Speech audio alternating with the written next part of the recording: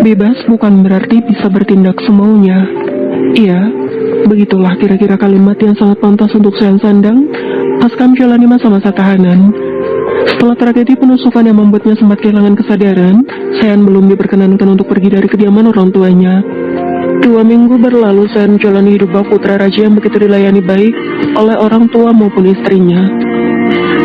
Tidak hanya itu, dia bahkan bebas memerintahkan siapapun seenak hatinya. Tidak terkecuali Yuda juga merasakan imbasnya. 2 minggu terakhir dia bahkan mengurut dada demi memenuhi keinginan Sean yang minta pengasuh untuk putranya. Tidak hanya Sean yang pemilih, Sean juga sama.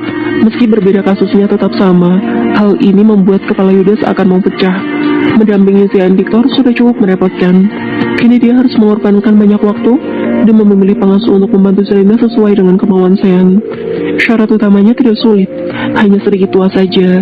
Namun pada faktanya tidak semudah itu, karena yang Sean mau tidak hanya sebatas tua, tapi juga memiliki skill dan bisa menyayangi putranya seperti cucunya sendiri.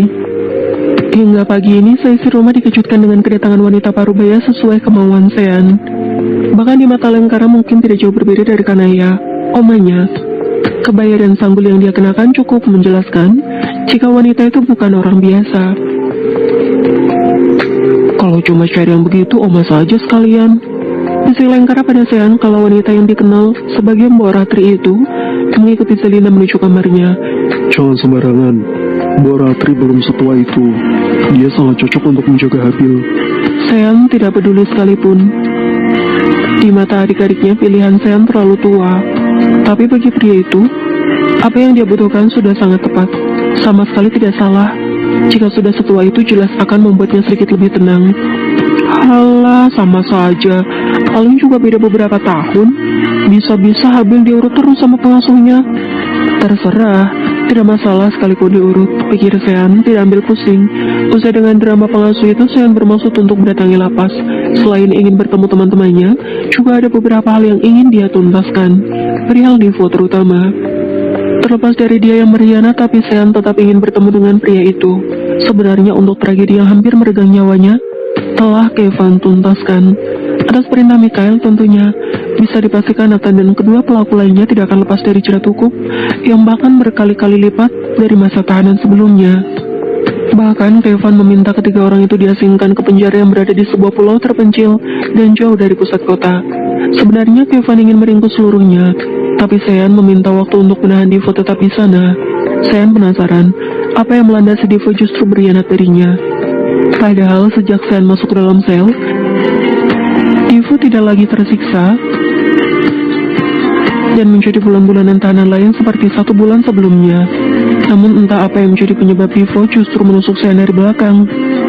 Kini Sean kembali dipertemukan dengan pria itu.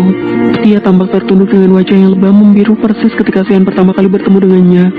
Sudut bibir yang belum begitu kering, dan juga tubuhnya yang bahkan lebih kurus di mata Sean. Kau baik-baik saja, Divo? Baik, Bang. Kasian, lagi dan lagi hati Sean tergerak melihat pemuda ini.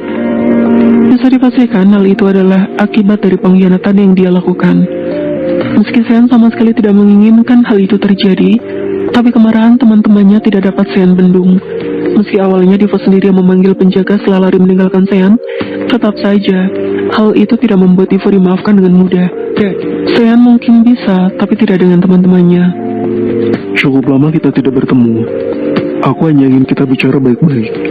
Bisa kau jelaskan apa salahku padamu? Divo tidak segera menjawab. Apa yang dia lakukan murni hanya karena termakan hasutan Jeremy dan Morgan yang memang pandai bicara. Terlebih lagi, dia yang kerap mendapat kekerasan sebelum Sean datang membuat Divo membenci semua tahanan di sana dalam diam. Semakin lama perasaan iri itu kian menjadi. Terlebih kalau Sean bisa bebas keluar dengan cara-cara licik yang didukung para teman-temannya. Sungguh, memang hati Divo yang bersalah. Bukan karena dia membayar atau bagaimana, murni hanya karena dendam semata. Maaf, Bang. Seperti kata Riko, aku memang pecundang yang tidak tahu terima kasih. Sejak awal Jeremy dan Morgan mendekatinya baik-baik. Mereka perlahan berteman dan keduanya mengubah pandangan Divo tentang Sean. Hingga setiap melihat Sean di dalam sel, pria itu menganggap jika Sean dan teman-temannya memang sekelompok orang munafik yang tengah menipu dunia. Hatinya yang tertutup itu benar-benar menjadi buta. Divo terperangkap dalam jerat pembenci Sean hingga memudahkan mereka untuk melumpuhkan Sean. Apapun, terima kasih. Masih berbaik hati padaku hari itu. Aku masih bisa memaafkanmu untuk hal itu, Divo. Sean beranjak berdiri. Dia merasa tidak lagi berkepentingan dengan Divo dan memilih mengakhiri, walau waktunya masih ada beberapa menit lagi. Soal Nathan, pisau yang dia gunakan bukan hasil mencuri. Ucap Divo tiba-tiba dan membuat Sean menghentikan langkah. Maksudmu? Pengakuannya bohong, Bang. Nathan mendapatkan pisau itu dari salah satu penjaga di sini. Tambah Divo yang kini membuat kening Sean berkerut. Sungguh aneh Nathan justru rela terjebur ke lubang kesengsaraan sendirian seperti ini. Penjaga? Tapi 2 minggu terakhir pria itu juga menghilang. Menghilang? Tepat di hari kejadian, dan hal ini sama persis seperti kejadian usai pembantaian keluarga Mahesa. Bos yang dahulu kita temui juga bernasib sama. Usai memerintah tiba-tiba menghilang begitu saja.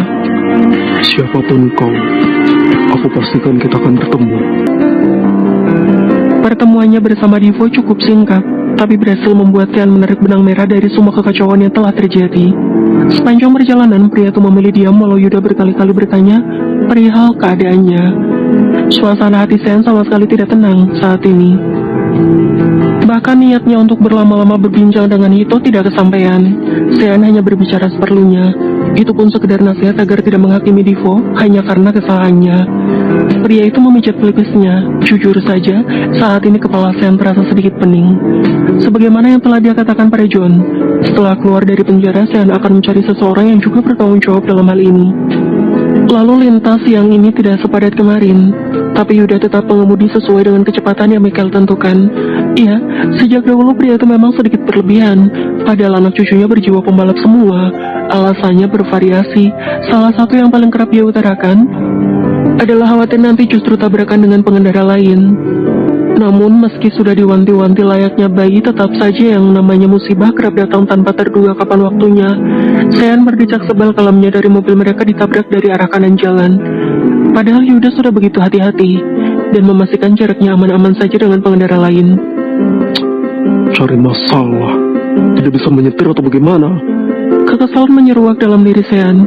Pria itu sedang sakit kepala usai memikirkan ucapan Divo beberapa saat lalu. Kini, dia harus kembali menghadapi wajah garang pria yang justru keluar dari mobil menghampiri Sean. Keluar! Sean mengurutkan dahi. Dia yang ditabrak, dan dia juga yang dimaki. Padahal dari penampilannya pria itu terkesan rapi dan mencerminkan orang terhormat. Namun sayang, hal itu justru berbanding terbalik di mata Sean. Ada apa dengannya?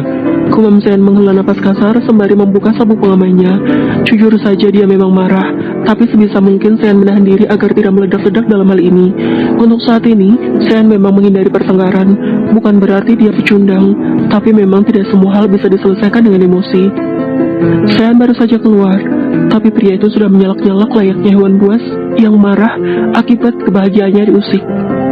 Cuaca hari ini sudah cukup panas, tapi tampaknya lebih panas lagi jiwa pria gila yang kini tengah memaki Sean dengan sejuta kata mutiara, bodoh, tidak tahu aturan, lamban, dan lainnya menjadi satu, hingga telinga Yuda bahkan sakit mendengarnya. Pria arogan dengan kacamata hitam yang dia taksir tidak muda lagi itu masih memaki Sean dengan kata-kata tidak pantas. Berapa yang harus saya bayar untuk kerusakan mobil Anda, Tuan? Panjang lebar, pria itu berbicara, tapi Sean hanya menjawabnya dengan santai. Sean bukan pria bodoh.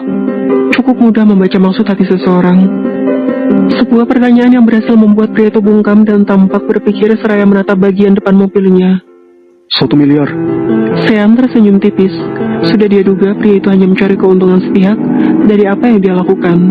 Yuda yang mendengar ucapan pria itu sontak ucap pasti, terlebih lagi dia yang membawa mobil. Tentu saja khawatir andai nanti dipaksa untuk mengganti kerugian Sean. Tapi sebelum itu izinkan saya menyampaikan beberapa hal. Pertama, Anda yang menabrak kami dan bukan sebaliknya. Kedua, dari kerusakan yang terlihat saja, mobil saya jauh rugi lebih besar. Bukankah seharusnya saya yang meminta ganti rugi? Atau jika Anda merasa tidak terima, boleh kita selesaikan saja di kantor polisi. Bukankah akan lebih adil nantinya? Tanya Sean yang pada akhirnya berhasil membuat pria arogan itu bungkam seketika. Satu hal yang Yuda kagumi dari Sean, dia tidak perlu meninggikan suara untuk membuat lawannya kalah. Ternyata sangat santai, tapi berhasil membuat pria arogan dan gila harta itu semakin marah lantaran kalah. Tidak terima kalah dalam perdebatan itu, ia berlalu sembari terus memaki Sean dengan kata-kata yang sungguh tidak etis dilontarkan. Sepertinya aku pernah bertemu dengannya. Tapi di mana? Sejak tadi, Sean merasa familiar dengan wajah pria yang tiba-tiba marah besar padanya. Siapa, Kak? Tanya Yuda yang sempat mendengar jika Sean bergumam meski pelan. Lupakan. Mungkin perasaanku saja. Terlalu banyak yang Sean pikirkan untuk mengingatnya. Lagi pula sama sekali tidak penting.